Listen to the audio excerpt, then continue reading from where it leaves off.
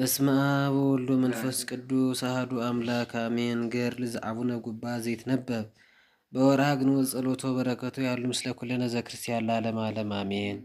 እሊህ የተመረጡና የከበሩ የተወደዱና በፍቅር የሚኖሩ ብፁዓንና መስተጋድላን የዓለም ብርሃናት የሆኑ አባታችን ጉባና አባታችን አረጋዊ በጌታችን በመድኃኒታችን በኢየሱስ ክርስቶስ ማመንንና የሃይማኖትን ቃል ለሁሉም ሕዝብ እየነገሩ አስተማሩ።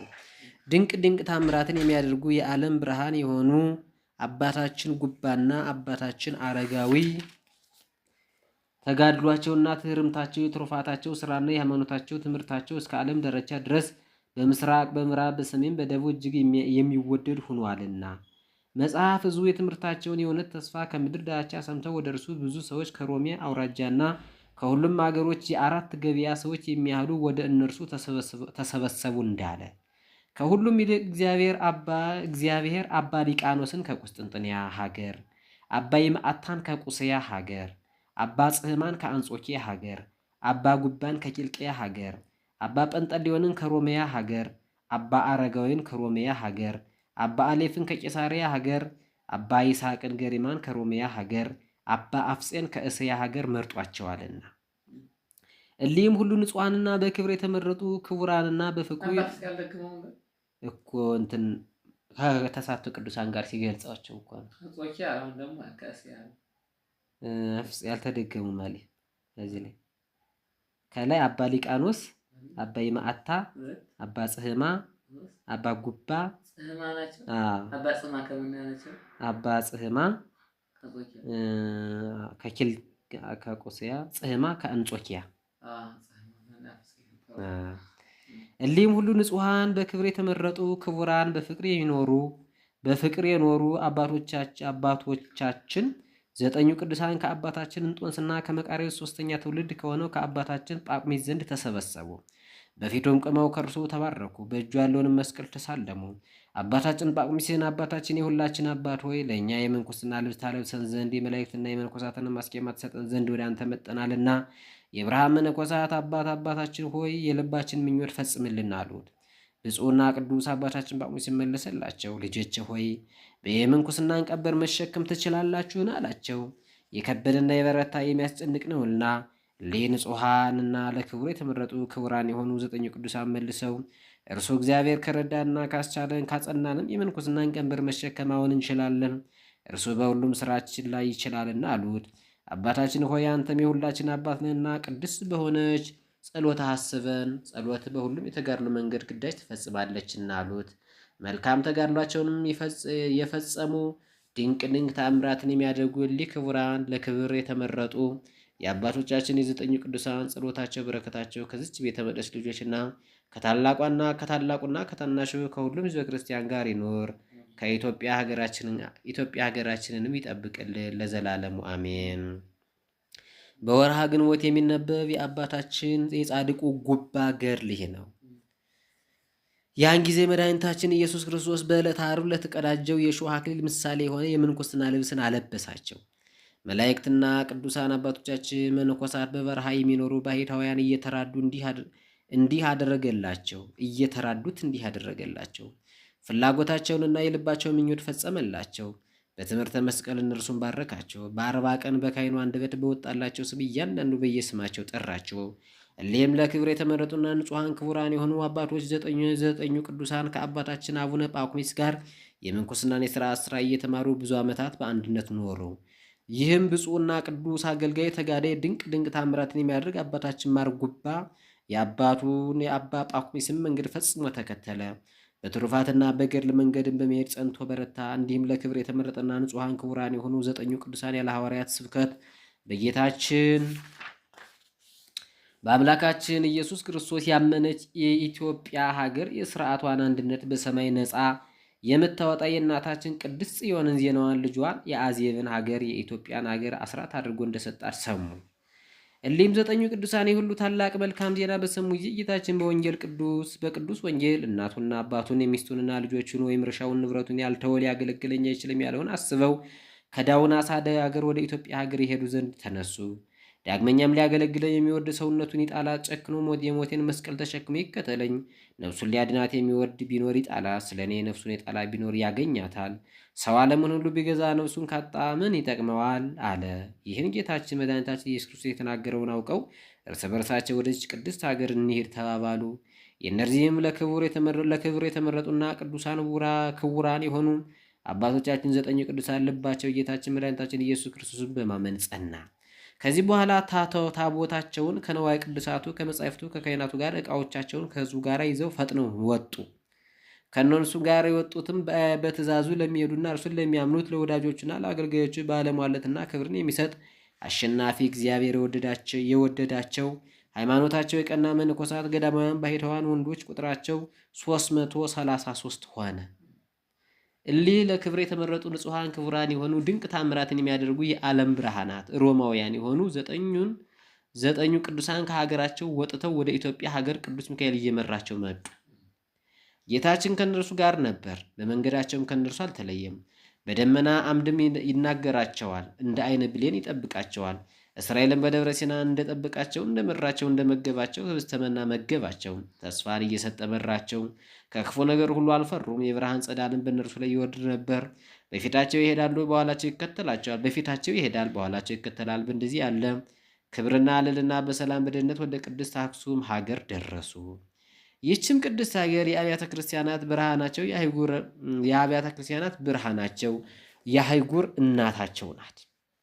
ከሁሉ የዓለም ሴቶች ይልቅ አሸናፊ እግዚአብሔር ከሁሉ የዓለም ሴቶች ይልቅ አሸናፊ እግዚአብሔር ያከበራትና ከፍ ከፍ ያደረጋት ግሩም የሆነ አምላክን የወለደች እመቤታችን ቅድስት ንጽሕት በሁለት ወገን ድንግል የሆነች የድንግል ማርያም ማደሪያ ናት። በዚህ በአክሱም ሀገር በደረሱ ጊዜ ወደ ቤተ ክርስቲያን ገቡ። እመቤታችን ቅድስት ንጽሕት በሁለት ወገን ድንግል የሆነች የአምላክ እናት ማርያም ተገለጠችላቸው። 3 ቀን 3 ሌሊትም በግልጽ ታየቻቸው፣ ባረከቻቸው፣ እጅግም ወደደቻቸው። ድንቅ ድንቅ ታምራትን ብዙ ጊዜ አደረገችላቸው። ከሁሉም የሀገሩ ሰዎች ጋር የተስማሙና የተወደዱ እንዲሁም አደረገቻቸው።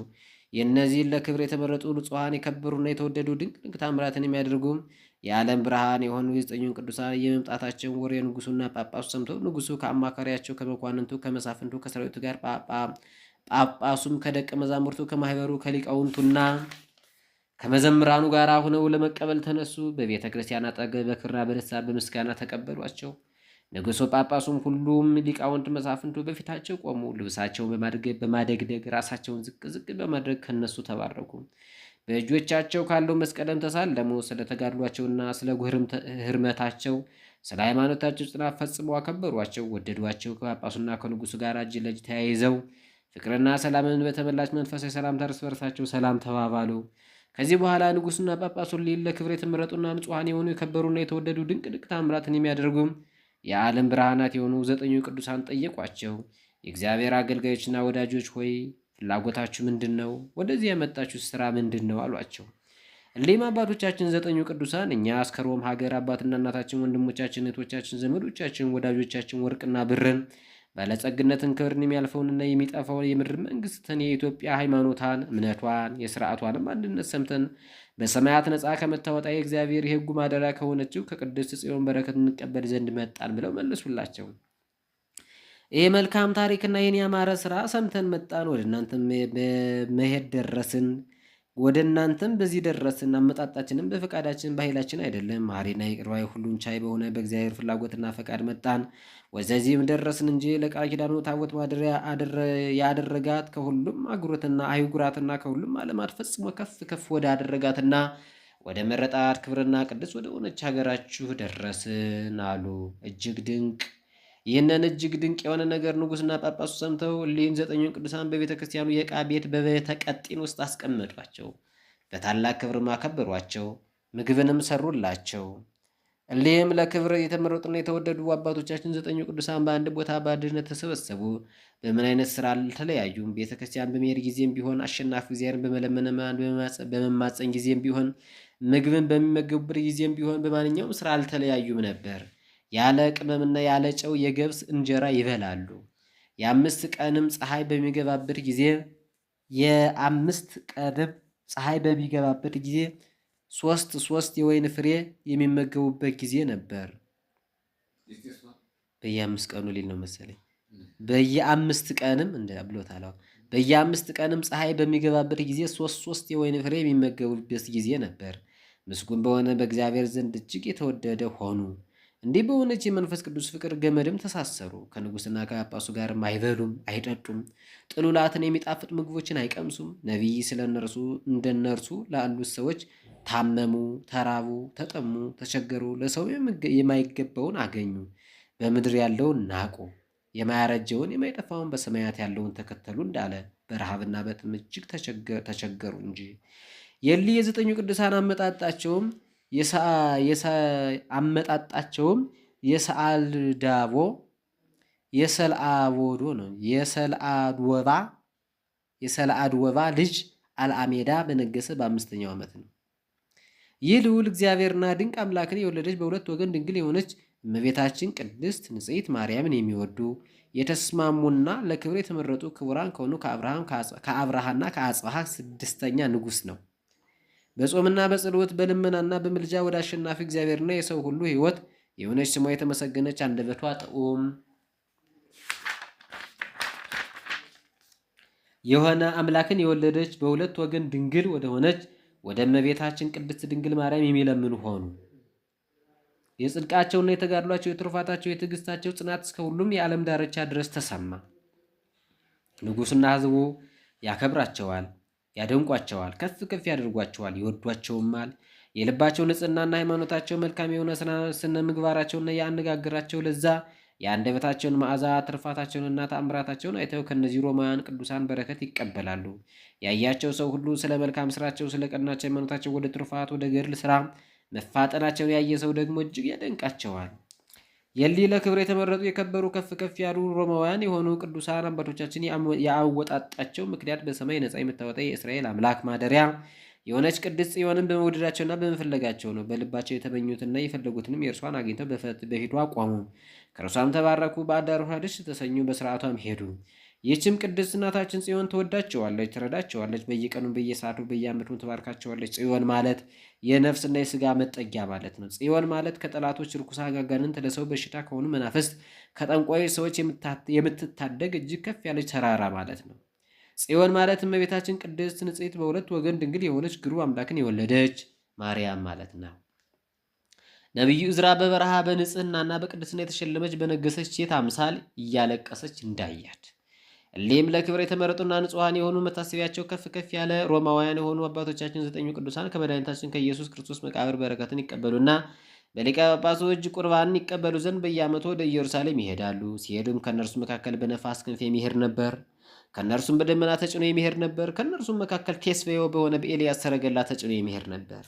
ለዚህ ብፁዕና ቅዱስ አገልጋይ ተጋዳይ ድንቅ ድንቅ ተአምራትን ለሚያደርግ አባታችን ማር ጉባ ግን እንደ መላእክት የብርሃን ክንፎች ተሰጠው። ወንድሞችም ቀድሞ መድረስ በዛ ይጠብቃቸው ነበረ። ወንድሞችም እጅግ ያደንቃሉ። የባለሟልነትና የክብርን ጸጋ ስለተሰጠው ስለ ወንድማቸው ክብርም ይደሰታሉ። ጻድቃን በባልንጀራቸው ክብር ደስ ይላቸዋልና። 9ኙ ቅዱሳንም ከጌታችን ከአምላካችን ከመድኃኒታችን ከኢየሱስ ክርስቶስ መቃብር እምነትና በረከትን ተቀብለው ከዚያ ተነስተው ወደሚቀጥለው መንገድ ሄዱ። ጌታችን ኢየሱስ ክርስቶስ ወደ ተወለደባት ቤተልሔም ደረሱ። በዚያም ከክፉ ሁሉ ያድናቸው ዘንድ ወደ እግዚአብሔር እየሰገዱ ጸለዩ፣ እጅግም ለመኑ። ከዚያ ተነስተው ሄዱ፣ ወደ ዮርዳኖስ ወንዝም ደረሱ። በዚያ ጸለዩ፣ የጽድቅንም መንገድ ይመራቸው ዘንድ እግዚአብሔርን አብዝተው ለመኑ። ከዚያ ተነስተው ሄዱ። መድኃኒታችን ኢየሱስ ክርስቶስ 40 መዓልት 40 ሌሊት ስለ አዳምና ስለ ልጆች በደል ወደ ጸለይበት ገዳመ ቆሮንጦስ በረሃ ደረሱ።